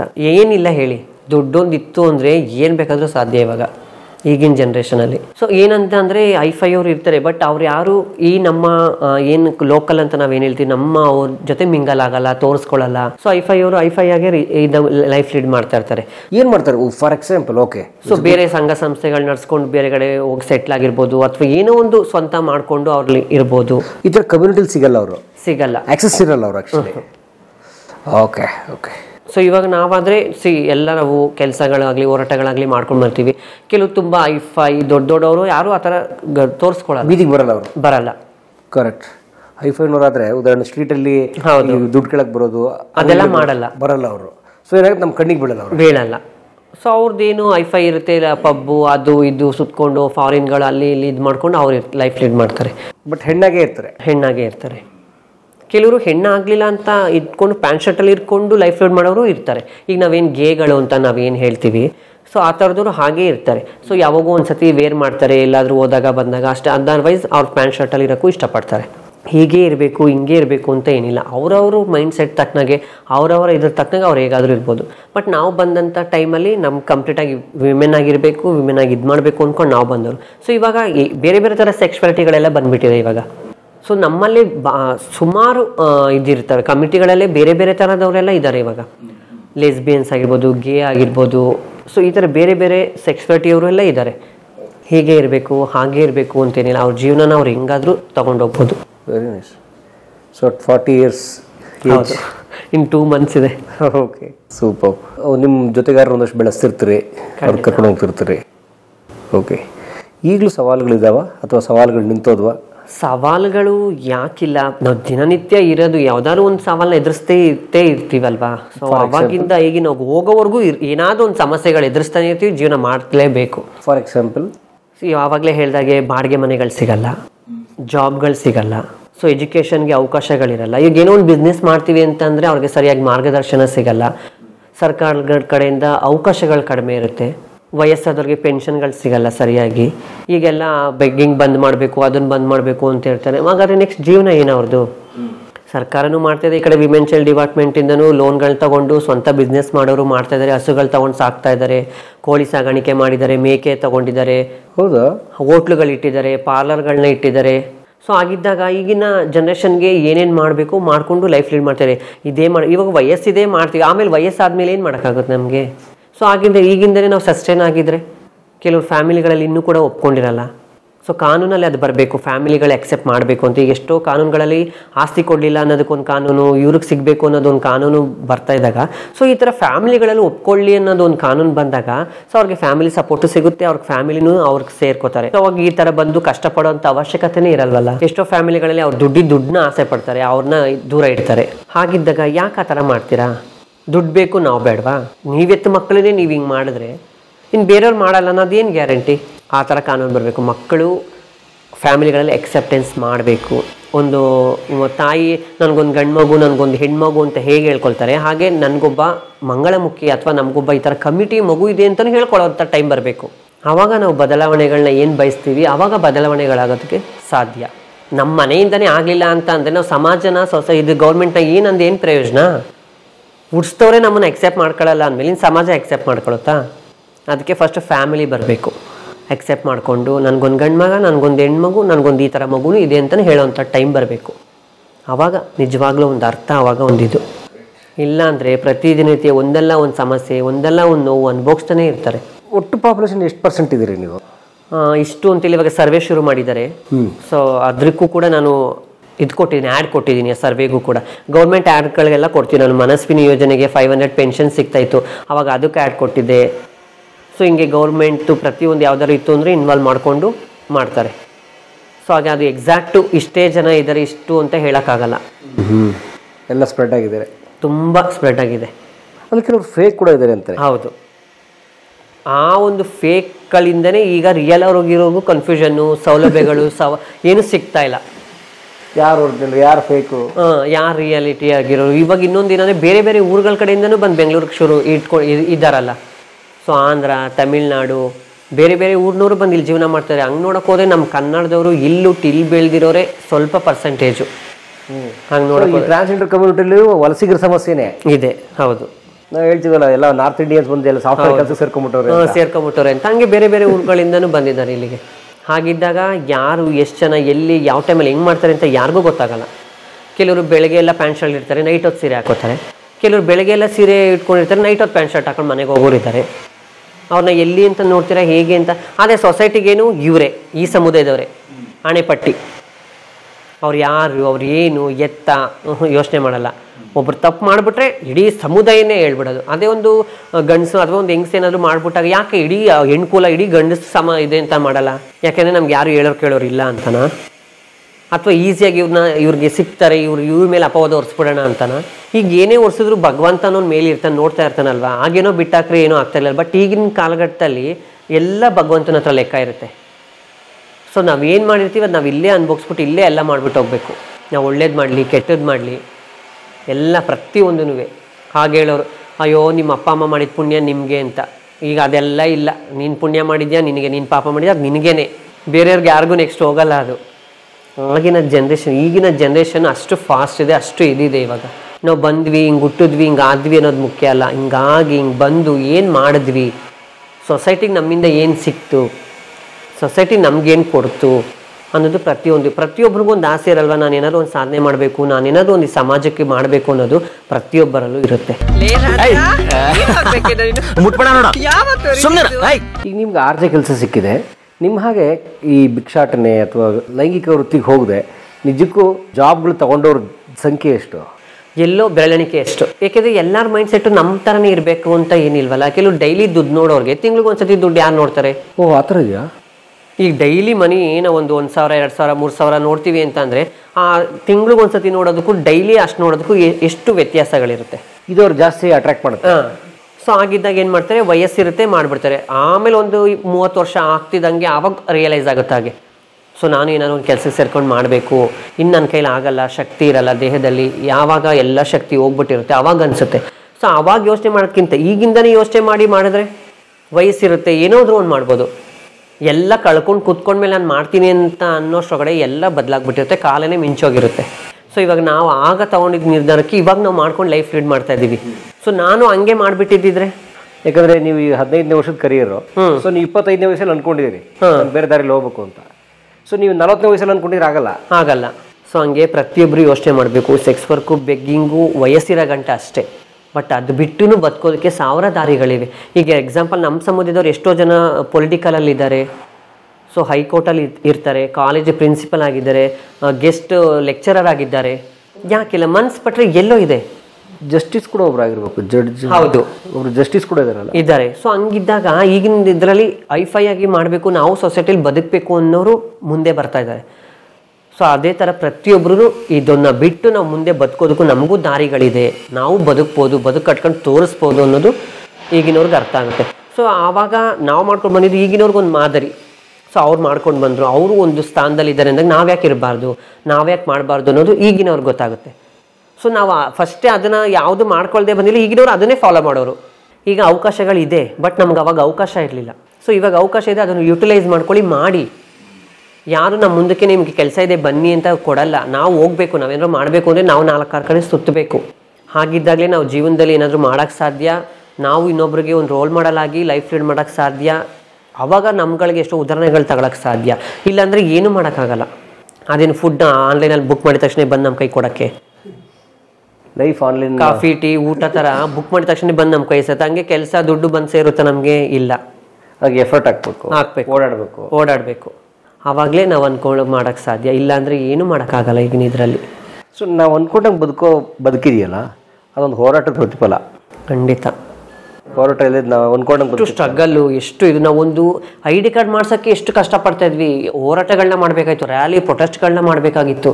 ಆಗ ಯಾವ್ದು ಈಸಿಯಾಗಿ ಸಿಗ್ತಾಯಿತ್ತು ನಮ್ಗೆ? ಕೊಡ್ತಿರ್ಲಿಲ್ಲ, ಎಲ್ಲೂ ಯಾವುದು ಕೊಡ್ತಾ ಇರಲಿಲ್ಲ. ಅದೆಲ್ಲ ಈಗ ಒಂದು 10-15 ವರ್ಷದಿಂದ ನಮ್ಗೆ ಸಿಗ್ತಾ ಇರೋದು ಇವೆಲ್ಲ ರೈಟ್ಸ್ಗಳು. ಅದಕ್ಕಿಂತ ಮುಂಚೆ ಎಲ್ಲಿತ್ತು ನಮಗೆ ರೈಟ್ಸು? ಇವಾಗ ಎಲ್ಲರೂ ಧ್ವನಿ ಎತ್ತುತ್ತಾರೆ, ಇವ್ರಿಗೆ ಅವ್ರಿಗೆ ಅಂತ. ಆಗ ಎಲ್ಲಿತ್ತು ಧ್ವನಿ? ನಮ್ಮ ಬಗ್ಗೆ ಮಾತಾಡೋದಿರಲಿ, ಇದ್ದವರೇ ಇರಲಿಲ್ಲ. ಇವತ್ತಾದರೂ ಎಷ್ಟೋ ಮಾಧ್ಯಮಗಳು ಬಂದಿದೆ, ಏನೇನೋ ಮಾಡ್ತಾ ಇದ್ದಾರೆ, ಏನೇನೋ ಸಪೋರ್ಟು.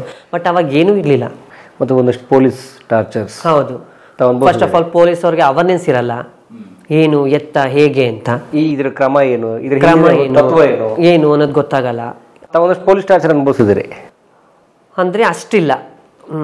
ಆ ಟೈಮಲ್ಲಿ ಆವಾಗ ಬರೋರು ಕೆಲವರು ಮಾಮೂಲಿಗಳು ಇಸ್ಕೊಳ್ಳೋರು, ಕೆಲವರು ಬಳಸ್ಕೊಳ್ಳೋರು, ಕಾಸು ಕೊಡದೆ ಹೋಗೋರು. ಯಾರು ಏನು ಮಾತಾಡೋಕ್ಕಾಗುತ್ತೆ ಅವಾಗ ಅವ್ರ ವಿರುದ್ಧ ಆಗಲಿ, ಅವ್ರಿಗೆ ಇದಕ್ಕಾಗಲಿ. ಸೊ ಇವಾಗ ಆಗಲ್ಲ. ಈಗ ಎಲ್ಲಾದರೂ ಹಿಂಗೆ ನಿಂತ್ಕೊಬಿಡ್ತಾರೆ. ಏನೇ ಒಂದು ಕ್ರೈಮ್ ಆಗಲಿ, ಏನೇ ಒಂದು ತಪ್ಪಾಗಲಿ ಹಿಂಗೆ ಹಿಡ್ಕೊಳ್ತಾರೆ. ಅವಾಗ ಹಿಂಗೆ ಹಿಡ್ಕೊಳಕ್ಕೆ ಏನಿತ್ತು? ಅದೆಲ್ಲ ಒಂದೊಂದೇ ಪಡ್ಕೊಳ್ತಾ ಬಂದು ಕಷ್ಟಪಟ್ಟು ಅನುಭವಿಸೋದಕ್ಕೆ ಇವತ್ತು ಒಂದು ನಾವು ಜೀವನನ ನಡ್ಸ್ಕೊಂಡು ಹೋಗೋಕ್ಕೆ ದಾರಿ ಆಯಿತು. ಈಗ ಹೆಂಗೆ ಸ್ವತಂತ್ರ ಕೊಡೋದಕ್ಕೆ ನಮ್ಗೆ ಎಷ್ಟು ಹೋರಾಟ ಮಾಡಿದ್ರು, ಹಂಗೆ ನಾವು ನಮ್ಮ ಹಕ್ಕುಗಳು ಪ್ರತಿಯೊಂದು ಸಿಗೋಕ್ಕೆ ನಾವು ಅಷ್ಟು ಹೋರಾಟ ಮಾಡಿದ್ದೀವಿ, ನಮ್ಮ ಸಮುದಾಯದವರೆಲ್ಲ ಸೇರಿ. ಇನ್ನು ನಾವು ನಮ್ಮ ಸಮುದಾಯದವ್ರು ಕಷ್ಟಪಡ್ತಾನೆ ಅವರೇ, ಹರಾಸ್ಮೆಂಟ್ ಆಗ್ತಾನೆ ಇದೆ, ಮನೆಗಳು ಸಿಗ್ತಾ ಇಲ್ಲ. ಈ ಕಡೆ ಸರ್ಕಾರನೂ ನಮಗೆ ಮನೆಗಳು ಕೊಡ್ತಾ ಇಲ್ಲ, ಜನಕ್ಕೂ ಅರಿವು ಬಂದಿಲ್ಲ. ಎಷ್ಟೇ ಕೆಲವರು ಅವೇರ್ನೆಸ್ ಇದ್ರು ವಿದ್ಯಾವಂತರು ಕೆಲವೊಂದು ಟೈಮಲ್ಲಿ ತಪ್ಪು ಮಾಡಿಬಿಡ್ತಾರೆ, ಗೊತ್ತಾಗದೆ. ಎಲ್ಲ ಗೊತ್ತಿದ್ದವರೇ ಮಾಡಿಬಿಡ್ತಾರೆ. ಸೊ ಹಾಗೆ ಈಗಿನ ಕಾಲಘಟ್ಟದಲ್ಲಿ ನಾವೇನು ಕೇಳ್ಕೊಳ್ಳಲ್ಲ, ಯಾರನ್ನೂ ನಾವೇನು ಕೊಡು ಅಂತ ಕೇಳಲ್ಲ. ನಾವು ಕೆಲಸ ಮಾಡೇ ಜೀವನ ಮಾಡ್ತೀವಿ. ಸೊ ಈ ಸೊಸೈಟಿಯಲ್ಲಿ ಎಲ್ರಿಗೆ ಹೇಗೆ ಮೂಲಭೂತ ಸೌಕರ್ಯಗಳು ಸಿಗ್ತಾ ಇದೆ, ಅದೇ ರೀತಿ ನಮಗೂ ಸಿಗಬೇಕು. ನಾವು ಕೂಡ ಎಲ್ಲರಂತೆ ಜೀವನ ಮಾಡಬೇಕು, ನಮಗೂ ಅವಕಾಶಗಳು ಸಿಗಬೇಕು, ಹೆಲ್ತ್ ಫೆಸಿಲಿಟಿಗಳು ಸಿಗಬೇಕು. ಅಷ್ಟೇ ನಾವು ಕೇಳ್ಕೊಳ್ಳೋದು. ನಮಗೆ ಹಣ ಮಾಡಬೇಕು, ಆಸ್ತಿ ಮಾಡಬೇಕು, ಅದು ಯಾವುದು ನಮ್ಗೆ ಸಿಗಲ್ಲ, ಅದು ಯಾವುದು ಎತ್ಕೊಂಡು ಹೋಗಲ್ಲ, ಎಲ್ಲ ಇಲ್ಲೇ ಬಿಟ್ಟೋಗ್ಬೇಕು. ನಮ್ಗೆ ಜೀವನ ಮಾಡೋದಕ್ಕೇನು ಅಷ್ಟೇ ಬೇಕಾಗಿರೋದು. ದುಡಿಯೋಕ್ಕೊಂದು ಕೆಲಸ, ಇರೋಕ್ಕೊಂದು ಮನೆ, ಹೊಟ್ಟೆ ತುಂಬ ಊಟ, ಕಣ್ಣು ತುಂಬ ನಿದ್ದೆ. ಇದಕ್ಕಿಂತ ಇನ್ನೇನು ಬೇಕ್ರಿ ಮನುಷ್ಯನಿಗೆ? ಅಷ್ಟು ಕೊಟ್ಟಾಗ ಕೆಲವರು ಇನ್ನಷ್ಟು ಬೇಕು ಅಂತ ಹೇಳ್ತಾರೆ. ಇನ್ನಷ್ಟು ತಗೊಳ್ಳೋಷ್ಟಾಗ ಅವರೇ ಇರಲ್ಲ. ಹಂಗೆ ಈಗಿನ ಕಾಲಘಟ್ಟದಲ್ಲಿ ಸೊ ನಾನು ಕೇಳ್ಕೊಳ್ಳೋದು ಏನಂತಂದರೆ, ಎಲ್ರೂ ಪ್ರೀತಿಸಿ, ಎಲ್ರಿಗೂ ಗೌರವ ಕೊಡಿ, ಎಲ್ರಿಗೂ ಬದುಕಕ್ಕೆ ಬಿಡಿ. ಅಷ್ಟೇ. ಹಾಯ್ ಹಲೋ ನಮಸ್ಕಾರ ಸ್ನೇಹಿತರೆ, ನೀವು ಕೇಳ್ತಿದ್ರೆ ಬೆಂಗಳೂರಿನ ಮೊಟ್ಟ ಮೊದಲ ಸಮುದಾಯ ಬಾನುಲಿ 90.4 ಕಂಪನಾಂಕಗಳ CR ರೇಡಿಯೋ ಆಕ್ಟಿವ್. ನಾನು ನಿಮ್ಮ ನೆಚ್ಚಿನ ರೇಡಿಯೋಗಳ್ತಿ ಪ್ರಿಯಾಂಕಾ. ಇವತ್ತಿನ ಕಾರ್ಯಕ್ರಮಕ್ಕೆ ತಮ್ಮೆಲ್ಲರಿಗೂ ಸ್ವಾಗತ ಸುಸ್ವಾಗತ. ಇವತ್ತಿನ ನಮ್ಮ ಕಾರ್ಯಕ್ರಮದಲ್ಲಿ ಕಲಾ ಮಾಧ್ಯಮ ತಂಡ, ಅದರಲ್ಲೂ ಪರಮೇಶ್ವರ್ ಅವರು ನಮ್ಮೊಟ್ಟಿಗೆ ಇದ್ದಾರೆ. ನೋಡಿದ್ರೆ ಸ್ನೇಹಿತರೆ, ಒನ್ ಆ್ಯಂಡ್ ಓನ್ಲಿ ನಮ್ಮ RJ ಪ್ರಿಯಾಂಕಾ ಅವರು ಇಡೀ ಭಾರತದ ಮೊಟ್ಟ ಮೊದಲ ಟ್ರಾನ್ಸ್ಜೆಂಡರ್, ಒಂದು ತೃತೀಯ ಲಿಂಗಿ ಅವರು ರೇಡಿಯೋ ಜಾಕಿ ಸ್ನೇಹಿತರೆ. ಅವರು ತುಂಬ ಹೆಮ್ಮೆಯ ವಿಚಾರ. ನಾವೆಲ್ಲರೂ ನೋಡ್ತಿರ್ತೀವಿ, ಕ್ಲೀಶೆ ಅನಿಸಿದ್ರು ಮಾತಾಡ್ತಿರ್ತೀವಿ. ಮಂಗಳಮುಖಿಯರು ಅಥವಾ ತೃತೀಯ ಲಿಂಗಿಗಳು ಅಂತಂದರೆ ಬಂದು ನಮಗೆ ತೊಂದರೆ ಕೊಡ್ತಾರೆ. ನಾವೆಲ್ಲ ಸಿಗ್ನಲ್ಗಳಲ್ಲೋ ರೋಡಲ್ಲೋ ಓಡಬೇಕಾದ್ರೆ ಅಂಗಡಿಗಳಿಗೆ ಬಂದು ಹಿಂಸೆ ಕೊಡ್ತಾರೆ, ದುಡ್ಡು ಕೇಳ್ತಾರೆ, ಹಾಗೆ ಹೀಗೆ ಅಂತೆಲ್ಲ. ಆದರೆ ಬಹಳ ಅಪರೂಪಕ್ಕೆ ಅದೊಂದು ಅಪವಾದ ಅನ್ನೋ ಹಾಗೆ ಅವ್ರು ನೋಡಿ, ನಮ್ಮ RJ ಪ್ರಿಯಾಂಕಾ ಅವರು ತಮ್ಮ ಸ್ವಂತ ಕಾಲ ಮೇಲೆ ತಾವು ನಿಂತ್ಕೊಂಡು RJ ಕೆಲಸವನ್ನು ಸಂಪಾದಿಸಿ ಇಷ್ಟು ಅದ್ಭುತವಾಗಿ ಮಾತನಾಡ್ತಾ ಅವರು ತಮ್ಮ ಬದುಕನ್ನು ಅದ್ಭುತವಾಗಿ ಕಟ್ಕೊಂಡು ಬೇರೆಯವ್ರಿಗೂ ಕೂಡ ಮಾದರಿಯಾಗಿ ಮುಂದೆ ಹೋಗ್ತಾ ಇದ್ದಾರೆ. ಅವ್ರನ್ನ ನಾವು ಇವತ್ತು ಕಲಾ ಮಾಧ್ಯಮದಲ್ಲಿ ಮಾತಾಡಿಸಿದ್ದೀವಿ. ಬಹಳ ಬಹಳ ಬಹಳ ಸಂತೋಷ ಆಯ್ತು ನನಗಂತೂ. ಹೇಗೊಂದು ಸ್ವಾವಲಂಬನೆಯ ಬದುಕನ್ನು ಎಷ್ಟೇ ಹೋರಾಟಗಳು, ಎಷ್ಟೇ ಸವಾಲುಗಳು, ಸಂಘರ್ಷಗಳು ಬಂದರೂ ಕಟ್ಬೋದು ಅನ್ನೋಕ್ಕೆ ಪ್ರಿಯಾಂಕರ್ ಒಂದು ಜೀವಂತ ಉದಾಹರಣೆ. ಬಹಳ ಧನ್ಯವಾದ. ನಿಮ್ಮ ಬದುಕು ಹೀಗೆ ಎಲ್ಲರನ್ನೂ ಇನ್ಸ್ಪೈರ್ ಮಾಡಲಿ. ಬರೀ ನಿಮ್ಮ ಕಮ್ಯುನಿಟಿಯವ್ರಿಗೆ ಮಾತ್ರ ಅಲ್ಲ, ಎಲ್ಲರೂ ನಿಮ್ಮ ಮನುಕುಲವನ್ನೇ ಇನ್ಸ್ಪೈರ್ ಮಾಡಲಿ ಅಂತ ಕೇಳ್ಕೊತೇನೆ. Thank you so much. ಮುಂದೆ ಸಾಗುನಿ. ಕಲಾ ಮಾಧ್ಯಮದ ಎಲ್ಲಾ ಎಪಿಸೋಡುಗಳು ನಿಮಗೆ ಸಿಗಬೇಕು ಅಂತಂದ್ರೆ ಕಲಾ ಮಾಧ್ಯಮ ಯೂಟ್ಯೂಬ್ ಚಾನೆಲ್ನ ಸಬ್ಸ್ಕ್ರೈಬ್ ಮಾಡಿ, ಬೆಲ್ ಐಕಾನ್ನ ಕ್ಲಿಕ್ ಮಾಡಿ, ತಪ್ಪದೇ ಮಾಡಿ. ಈ ವಿಡಿಯೋ ನೋಡಿದ್ದಕ್ಕೆ ನಿಮಗೆ ತುಂಬ ತುಂಬ ಧನ್ಯವಾದಗಳು. ಪುಸ್ತಕಗಳನ್ನು ಓದು ಮನಸ್ಸನ್ನು ಅರಳಿಸುತ್ತೆ, ಬುದ್ಧಿಯನ್ನು ಚುರುಕು ಮಾಡುತ್ತೆ, ಕಾಣದ ಹೊಸ ಲೋಕವನ್ನು ಪರಿಚಯಿಸುತ್ತೆ. ಹಾಗಾಗಿ ಓದುವ ಸಂಸ್ಕೃತಿ ಹೆಚ್ಚಾಗ್ಲಿ. ಧನ್ಯವಾದ.